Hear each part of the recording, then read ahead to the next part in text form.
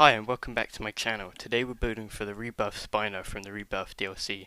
I was really excited to build this because it's my favourite thing that came with the DLC, and I hope you enjoy the speed build.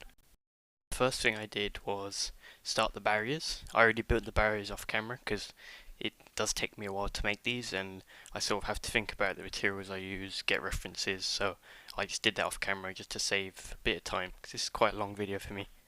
This habitat, I'm going for more of a sort of tropical jungle, because that's what the Spino would have lived in. They lived in Africa, in the sort of wetland, kind of beachy, tropical, subtropical areas. So I got a lot of inspiration from images of them in their natural habitat. Obviously, we don't actually exactly know what it would have been like, but we can theorize their general sort of biomes they lived in.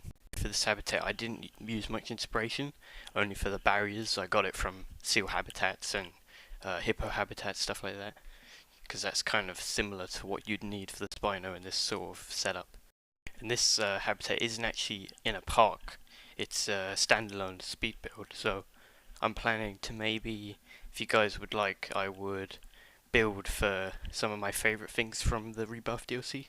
So I'll do like a separate build for the Quillops, and maybe one for the Titano, depending on size and everything, and maybe for the Rex. If you guys would like to see that, I would do like a playlist of all the Rebirth DLC creatures that I like, and I'll make separate builds for them. But I also sort of want to concentrate on Emerald Valley, because I haven't done an episode for that for a while, and I've planned the next one. And you can probably, if you saw my community posts, I've restarted the layout of my Paleo Zoo Emerald Valley, and decided to redo the entrance, so I'm planning to change things and just change how I was gonna do it originally.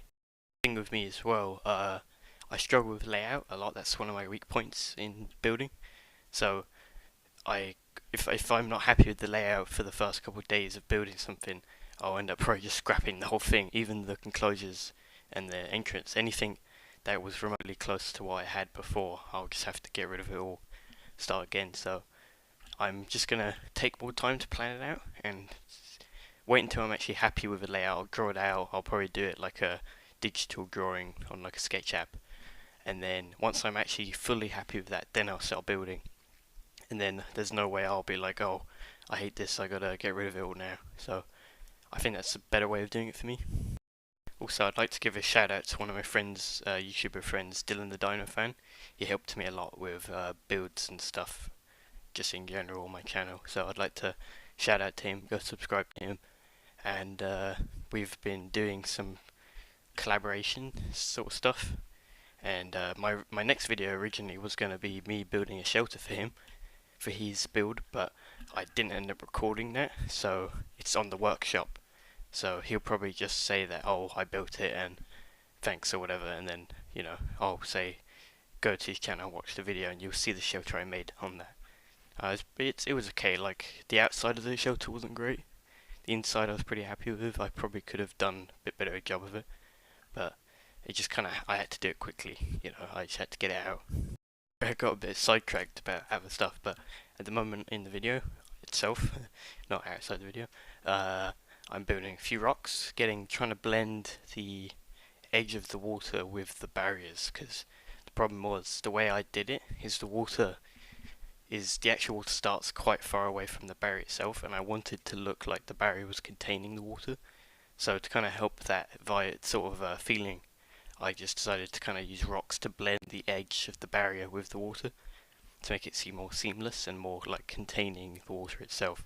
And the thumbnail, it says Spino Lagoon, and I don't know if that was sort of veering on clickbait, because it seemed like I was saying that I built a lagoon and somehow put a Spino in there, but it's more of the fact that it looks like a lagoon because it's water and it's rocks, and the barrier looks like it's almost the edge of a lagoon. So I hope that wasn't like clickbait, but it sort of wasn't, because that is what it is. It is a lagoon, just with a lot smaller. And maybe we'll talk about the actual DLC itself. My personal opinion on it is it's a bit too expensive. It's 25 quid, and I think I get it. It's got like the campaign, it's got a lot of building parts, a lot of creatures, but it's kind of veering on just too expensive. Like 20 quid, I would understand that completely, but 25, I know it's only €5 extra, or yeah, €5 extra, but it's it's just that little extra that just kind of makes you think, oh, maybe it's not worth it.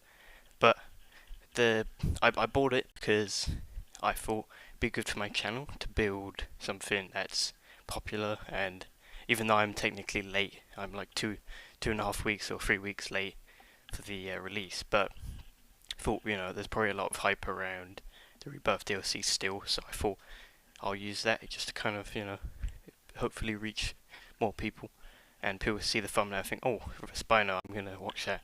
And I was the same when I went onto YouTube the day when it released. I saw like 2 or 3 different Spino videos. I thought, oh, that's so cool. I'm gonna watch all of them, and I did, and really enjoyed it. So I thought, I'd do something like that, and I'm really happy about how it turned out. And a bit more background about this enclosure. It's actually the third attempt of building a Spino enclosure. Like, there was a lot of times when I started building something and I just couldn't, I couldn't continue it because it was either too big, and I just couldn't fathom building it, the whole thing, in like one episode or one video, or just didn't look good. It was just too blocky, too square, didn't have much variation. But then I just sort of, there was one evening after ending, like deleting some of the build I did before, I just started drawing some shapes, and I had this like circle, and I thought, oh, how about I draw sort of like a squiggly line coming out almost as like a separate habitat, and then I followed it along, and I thought, oh, that looks really good. It's very organic, very like sort of wetlands, lagoon, water kind of thing. And then I thought, well, if it's for the Spinos, they'll probably need a more of a land area, like backstage land sort of area. So I drew, sorry, I didn't build it. I drew like a sort of an organic shape, but more square, behind the main water area, and I thought that looked really good because the guests can see the water area and see them feeding, and then the Spinos will have an area behind where they can go to just sort of walk around and not be seen by the guests. And both areas will be accessible by the shelter, so it'll be like a really good design, even just for like a real zoo. I thought this would be a good teaching moment for you guys as well, is plan out your enclosures and just experiment. Don't go straight into a build and realize, oh, I don't like this. Draw it on a piece of paper, look up some real enclosures, draw some shapes. That's the best way of starting. I just started off with a circle, and then I kind of made like an extra bit on the side, and eventually it just turns into a whole thing. And once you have that plan, when you start building, you're almost finished before you even think about it. Like, this was built in 2 hours, and something like this would probably take me days to do, days of sessions of building. But I did this, I woke up at about 9 o'clock, and I started building at about 9:30, and I finished at about, I'd say, 11:30, which is crazy for me, maybe 12, just doing some finishing touches, and I was done, and I didn't even log back into this save after that. I did all the cinematics, did everything, edited, and then I did the voiceover, and it was just done so quickly. So if that helps me, then, and someone who's very perfectionist, like, I can't really have something that doesn't look good and continue it, so that might help you guys as well. And just don't think too much when you're building. Have it planned out in your head before you start building, because the building part is the part where you're placing things. You need to have that planned out before you start placing things, because then you don't get confused or stop. Like, that's the thing about building on camera. You can't just randomly stop for like 5 minutes to think about what you're doing. You need to have the next step planned out before you're doing the current step. So that will help any of you people who do videos as well. And you might be able to notice that I use the fish feeder from my Dimetrodon habitat, because I thought I would reuse it, and silly making a new one because it fits this habitat very well as well. So I thought, just take some other stuff from my enclosures, put them in here, save a bit of time. And for the land section, I was trying to work out what tree fitted the land area, because it still needs to blend in with the jungle water wetland area, but it can't be like fully wetlands themed, so it needs to be sort of a good kind of mesh between the two areas. So I just used some bigger trees and then put some of the smaller trees I used for the wetlands area to kind of blend it in, make it look like it's slowly fading into a forest area, and then putting in a few palms just to add a bit of tropical vibe to it. And something great about the Rebirth DLC is it adds these little grass pieces, and it's essentially the same grass from the grass brush, but it's as a placeable piece, and it's great for filling in areas and adding more sort of colours to a foliage area. The back area fence, I went for something a bit higher up to make it look like it's more secure for a big, large carnivore like the Spino. And it's higher up because the water in the front area acts as its own barrier, like it can't climb out of the water above that seawall thing. But the back area, it's on land, it's fully on land, it can climb easier, so it needs to be high enough so that the Spino really couldn't climb over it, because I don't think Spinos would be very good climbers, to be honest. They're quite heavy, and just to kind of make it look more secure, because this is a Spino habitat. Spinos probably would be quite dangerous, even though they wouldn't probably eat humans necessarily. They could hurt someone, and they'd probably be very territorial. Now I'm starting to work on the shelter. I went for like a circular design, nothing too extravagant, just simple wood, concrete roof of some glass going in the middle. Something fairly simple, but I think it works well with the wetlands theme, jungles or wetlands. It looks a bit like South American type building. I know that's not the theme we're going for, but it looks like kind of like an African South American building with a modern style to it. I thought it looked quite good. In the end, you'll see in the cinematics. I used these wood trims to add like a textured wood wall, because it just needed some extra texture to it, because it was very just flat. And this is quite a design I use quite often. I used it in my new entrance for my Emerald Valley Paleo Zoo.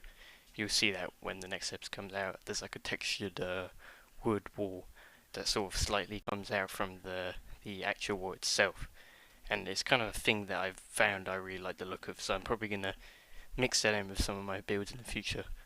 I'm just using these girder pieces to contrast the darker wood with the lighter wood back, and it helps separate the two woods, so it's not just wood on wood, it needs to be a bit different from each other. And I struggled a bit with copying over the other side, because I noticed when I dragged the copy of the wall to the opposite side, it was slightly like different. It wasn't quite even, if that makes sense. It wasn't in line with each other, so I had to try to work out the best way of making them in line without sacrificing the circle at the end, so it wouldn't be unsymmetrical. And I used the snap, I think it's called, I forgot what it's called, the snap, and it kind of helps keep it both opposite to each other. And then now I'm just copying it around, and I realized there's a bit of a gap between each copy, each section, so I'm dragging it down a bit until roughly they're going to be next to each other. I did most of that off camera because it took me a while to get it perfect, so to save you the boredom of watching now. I'm starting on the door. It was actually very easy. Surprisingly, the Spino has a really good hitbox. A lot of dinos don't have good hitboxes. They're very big. You need to leave a lot of room for doors. This one, very easy. It's basically literally the size of the Spino itself, so there's no sort of extra side bits where they can't get through. And it was lucky because a lot of Spinos were walking in and out as I was doing it, so it was easy to get the size right.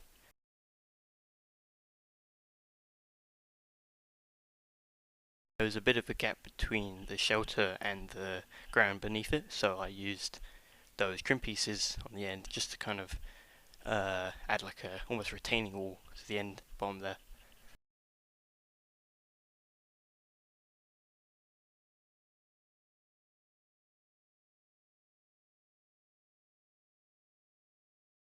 This part I had a lot of fun with the roof. It was very simple. I just copied it around and then added these glass pieces and then just copied that around. It's very easy. Didn't really need to show it because it was quite a long process, but it was easy, nothing too interesting. And now I'm just adding some rocks to the end of the shelter to sort of make it more cohesive with the rest of the habitat. And yeah, I'm pretty happy with the foliage and rocks. Just adding some more palms around, some more of these bigger trees, and some grass.